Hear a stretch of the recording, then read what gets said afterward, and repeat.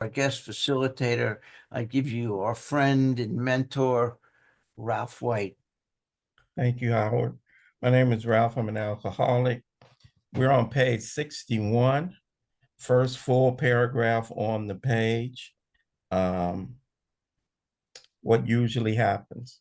The show doesn't come off very well. He begins to think life doesn't treat him right. He decides to exert himself more. He becomes, on the next occasion, still more demanding or gracious, as the case may be. Still, the play does not suit him. Admitting he may be somewhat at fault, he is sure that other people are more to blame. He becomes angry, indignant, self pitying. What is his basic trouble? Is he not really a self seeker, even when trying to be kind? Is he not a victim of the delusion that he could wrest satisfaction and happiness out of this world if only he manages well? Is it not evident to all the rest of the players that these are the things he wants? And do not his actions make each of them wish to retaliate, snatching all they can get out of the show? Is he not, even in his best moments, a producer of confusion rather than harmony? Wow. Um, okay, so okay. Um, I got to take us back just a bit. So, where are we when we're talking about this? What usually happens? Well, we're standing on the threshold of the third step, turning our will and our life over. And what the hell do we mean by that? And really, what do we do? Well, this is what we mean by that, Ralph, and this is what we do. Before we get into that, we're going to tell you we're going to set the stage. First thing you need to know about this turning will and life over is the first thing you got to be is convinced that your way ain't working. My life, run on my will, hardly be a success. What will make me say that? Look at the evidence. All right, why you got to go there? You know, we talked about that last week. Initially, it was really evident to me. Didn't have a driver's license, no place to stay, hadn't been employable. As life progresses, still some things get really clear about me in the driver's seat. Being convinced that my life run on my, parenthetically, if your life run on your will is successful, don't do a third step. Audit the course. Sit here with the rest of us, read along, hum, but just watch us bumble along and see how we operate, taking our hands off the wheel while you operate with your hands on the wheel. Just an invitation. So that's the first requirement. Because when I'm running my life on my wheel, I'm colliding. I'm colliding because Andy's running his life on his wheel. And I'm an actor. I'm like an actor in a show. And so when I am, and I last week, remember you guys who you looking at? I'm always the lead man in my show.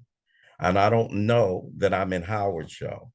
And I step on Howard's stage. And of course, he thinks he's the leading man. And he's saying lines. He don't have lines. He's a bit actor. He's an extra. I don't know. Am I in his? So we bumping heads all the time, right? And so what usually happens when I do this director, actor, scene setter, screenwriter, showrunner, opening the curtain, selling the popcorn, taking the tickets, all of that. What happened? Number one, I'm exhausted. Number two, nobody is going to be acting right.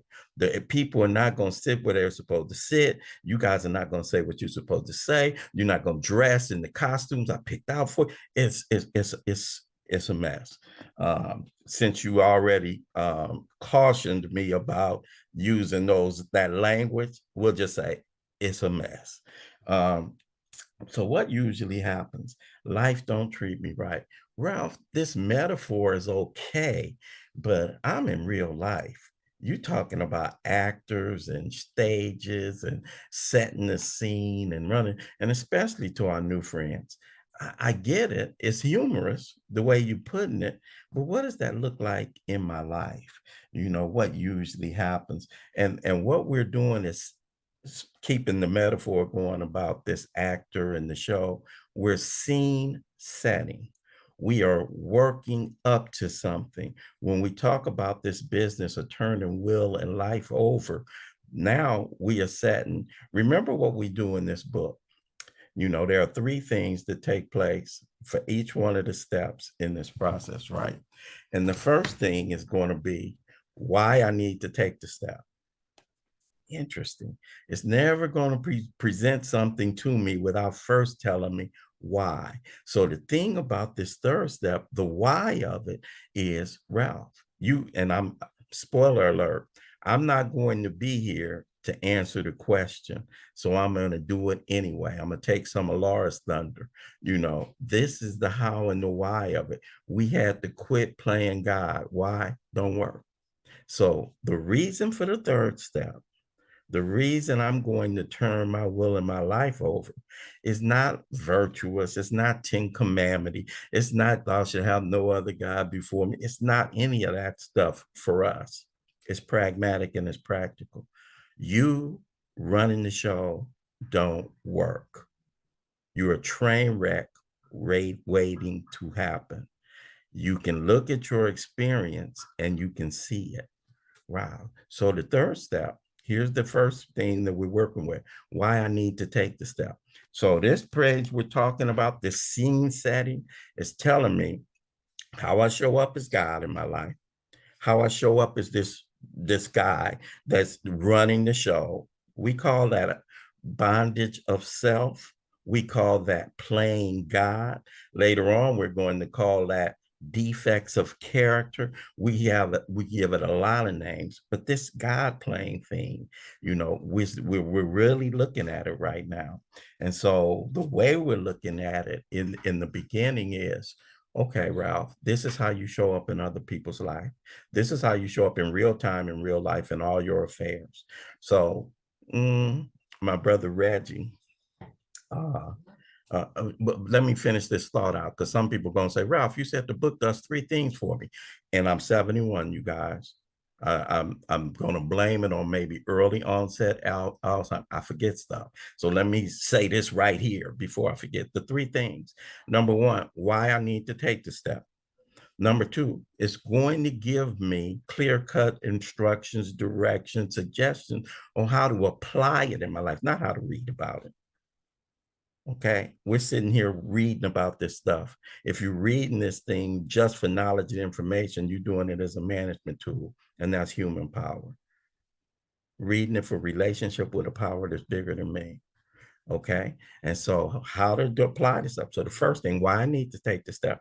Second, how to do it. And the third, favorite part, we call them promises. The results I get if I apply this step in my life.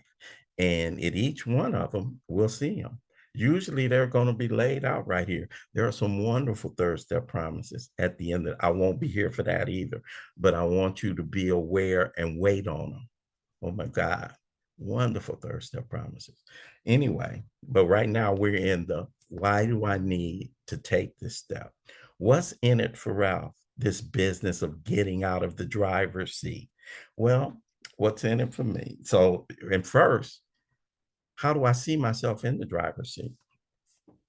And the thing about this business of playing God, you guys, it's not always with bad, it's usually not with ill intent. It's usually not with malicious intent. When I jump on Kathy's stage, I'm not really intending to push her off the stage. I'm really intending to let her see she looks better in this light. I'm really intending for Howard to know if he said it this way, he would have, it would be more advantageous and beneficial for him, particularly, for those of us in personal relationships, intimate relationships. If you have a partner, if you have a mate, let's talk about how I show up in those settings. If I'm a father, if I have kids, if I have grandkids, if I show up in the workplace, how do I generally show up? And what aspect of me is this referring to? This business of playing God, which is what we're talking about right now when we're talking about the actor and showing up. And so Bill went to great lengths to talk about prepping me for this third step, because I don't know that I show up. I don't know the level of selfishness that I suffer with. I really am unaware, Andy, that I think I'm this puppet master and this puppeteer. Some of the times, in fact, I think I'm extremely, a lot of people on here will probably say, I have a big problem with codependency. I am overly conscious about other people. I am so selfless and I am so, and so I don't really know the depths of this selfishness that drives me. Later on, when we're reading about this third step proposition, we're going to be talking about how I'm driven by this selfishness, by these fears, by these things that are going to propel me into the next step, which is step 4. But so I have to see it because I don't know it. I just think I think I'm a good guy, and sometimes the world falls on me, and sometimes people do me wrong, and sometimes people take advantage of my good nature, and sometimes that's how I see myself. And so Reggie, my brother Reggie had gotten sober in 92, and I mean in 87, relapsed in 92, and only made it back to us like in 16 or 17. Reggie's been back and he's been on fire, but Reggie was out 16 years. And I can remember during that period, I'd see him something, I'd see him he would disappear for long periods because me, Ronnie, Rod, we were all had got sober. Me and Ronnie in 86, Rod late 87, Reggie had been early 87. So the 4 of us were in this thing. So when he relapsed, he self-imposed this exile, right? Because he part of it, and he divorced himself from the family a lot, would be around, and he was staying, and then eventually back staying in my mom's house, and I would encounter him sometime. And it's so interesting how I would suspend what I know about this disease, which is why it's hard for us to work 12 steps with our loved ones. I would suspend that I knew this was a disease because it's my brother, right? And it felt to me, as it might feel to you sometime when you with loved ones or something, it seems like some people voluntarily put themselves beyond God's reach. And you almost write them off. I don't write anybody else off, but I was like, I guess Reggie's just out there too long. So I come by one day and want him to be sober. That's a good motive, right? I'm big brother. I know recovery. I remember when Reggie was in recovery. I want what's best for him. Great, great motive. Okay. Want him there. So I confront him. He's in my mom's house and he's got some people in there that look shady. I'm a smoker. I'm a drinker. You can't get that by me. Reggie, what are these people doing up in here? This is, he don't say his line right. He's not contrite. He's not apologetic. He's not little brother. He's, what you mean? Those are my clients. Your clients? I know who they are, dude. What are you talking about? So now I start off kind of, okay, I'm interested in your welfare. He don't say his line right. So now, instead of gracious, I come off a little bit more. I put some bass in my voice. You need to recognize who this is you're talking to. I know a duck when I see one. You need to, these are my clients. Yeah, really, right? What they doing up in mama's house, you need to. So I'm gonna cut to the chase. I only have 20 minutes. And so this setting out to um, hopefully bring my brother back into the fold, wanting the best for him. He's in the life, and I only want him to come in out of the cold. Didn't you remember how your life was going before when you were sober? Didn't you know all these things? That's in my mind. Out my mouth is something else, because I have a big brother tape that boots up automatically. Uh, Part of what it is that we do in this program we have, you guys, we part of what it is that we do before we overwrite the tape, because we come in with a hard drive, and depending on when you got in here, that's how much data you have on your hard drive. I had 33 years of data on my hard drive. I had a daddy program that boots up. I had a husband program that boots up. I have a big brother program that I had a lot of data for. And you defer to me, Reggie. You always have. He didn't get the memo because he's in what he's in at the time, right? And he's in his play, and then he's defensive, and we go at it.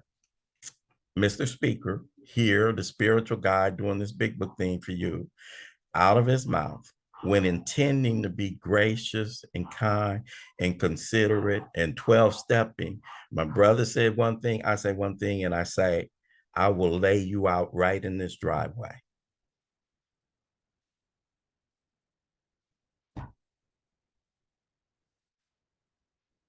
I'm 60 something years old at the time. I'm about 30 years sober at the time. Reggie's 50 something. What are we going to look like? Two old men wrestling around in my mama's driveway, like when we were. And the wave of disgust that came over me, and Reggie, having been here before and being quick, and he's got a great 12-step call. Oh, that comes out of his mouth. Oh, great 12-step call, right? I could have throttled. What usually happens? The show does not come off. Now, I'm sure he more to blame. I'm angry. I'm indignant. I'm feeling sorry for myself. Damn, I'm sitting up here. What is my basic trouble? I'm a self-seeker, even when I'm trying to be kind. I want him to be okay so I can be okay. I need you to be sober so I don't worry about you. I need you to be in the fold so I can sleep at night and not have you on my tip and on my brain. And I need you to be in your place. Am I not a victim of the delusion that I can rest? And that's a great word for that, because I was about to be rolling around in a wrestling match, right? I can rest satisfaction and happiness out of it if I manage better. It ain't the God deal. This ain't God. Reggie ain't God's child. This is a Ralph deal. God damn it. I'm going to fight you in the sobriety. Really? Am I not a victim of the delusion that I can rest satisfaction and happiness out if only I manage better? Now, this is, generally speaking, this is how it plays out, ladies and gentlemen, in everyday life. I'm gonna be Howard and Kathy, since they're looking at me right there. I'm gonna let them be surrogates for, say, me and Leslie, and I'll be sitting up, and it's not that I'm trying to manage you. It's not that I'm trying to sponsor you, but right about now, this conversation that you have, and I'm going to gently remind you that um, you know what, you you know you might want to slow down on the cigarette smoking. I'm just thinking about you. Now, that's one of the things I'll say, because I ain't never smoked cigarettes. I am really quick for something that's not plaguing me. And then Leslie will in a minute, because I got a couple of more pounds and it's good for me. You've been drinking water? Okay. Little, you've been drinking water. Wait a minute. Well, you need to be in charge of your water intake. You know what I'm saying? I'm a grown, and then we go, then we go.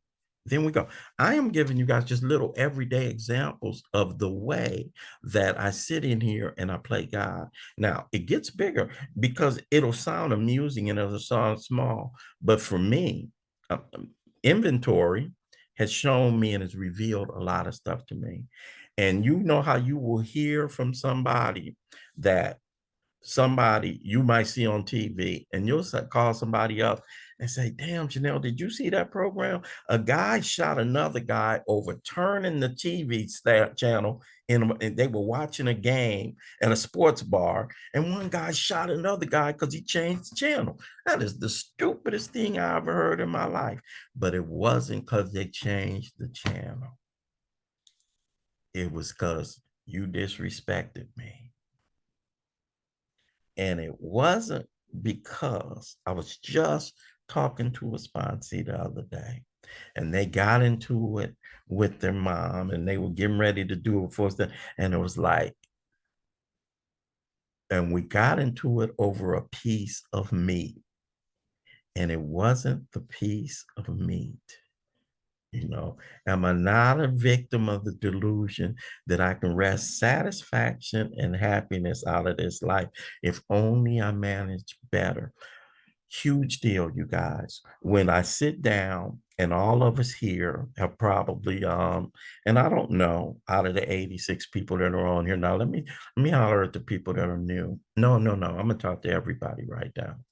I'm gonna talk to everybody, not just people that's new, because in fact, um, I think sometimes the delusion that I can wrest satisfaction and happiness out of life comes stronger when I've been on this path. I am committed to a process. The third step, you guys, is really an entryway, if you will. It's a promise to submit to the rest of the process. The rest of the process will turn over my will in my life. The third step, nothing, it doesn't get turned over there, right? And you ain't got to worry about what does that mean? What does that look like? How do I do it? You start writing. You immediately start writing. That's the evidence that you've done a third step when you start writing, right? And until then, you just took the third step prayer. But the evidence is and so it's so uh, a turned over life, a committed life, um, a surrendered life, is um, is evidenced by what it is that I do. But here's the thing: the things that I do to achieve a surrendered life, you know, can come back if you're a guy like Ralph. The very things that I do to reduce my ego, I can use to inflate my ego. So I can be coming out of a inventory, all of the things that we do that are supposed to be ego reducing series of exercises, I can make them inflate my ego. And then I can start taking a sponsor hat, and I can forget that I'm in the emergency room with everybody else, right? Because we all in an emergency room. And in the emergency room, once they call you in there, right, and you come out of just sitting in the waiting room and you in there, they give you this ass out gown, right? And so all of us are sitting in here in ass out gowns. Unfortunately, I know it don't happen for you, Rob, but it happens to me. When I sit in my gown longer than you've been sitting in your gown, miraculously, my gown transforms into a doctor's smock, and I start diagnosing and treating patients. Now, I'm in the emergency room. Y'all give me this title, sponsor. I think you call me doctor, physician, heal thyself. And I get in the business of healing y'all and forgetting I got an ass out gown. But the rest of the people see me in that ass out. And so the rest, emperor, I see you, even though you don't. And so so that business of playing God comes back. It comes back because now I got a title, sponsor. Now I get accolades, and Howard says Ralph is here, and I'm glad he's here, and you guys do what it is that we do, which is what I do. I have mentors, I have people, and I respect you, and I do it. But Fortunately, most of you take it the way that it's supposed to be taken. I unfortunately can use it as ego inflating.